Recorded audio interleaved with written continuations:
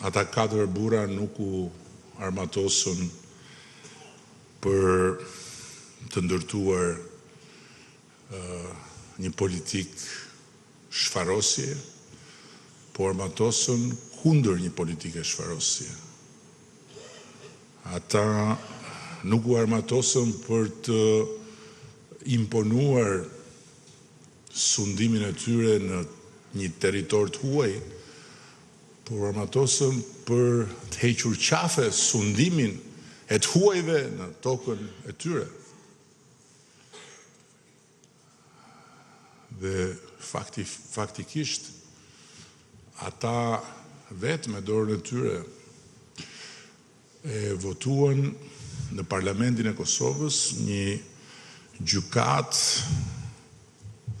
e cila në letër është një gjykat e Kosovës. Nuk është një gjykat për të vendosur në bangën e akuzuarve Kosovën.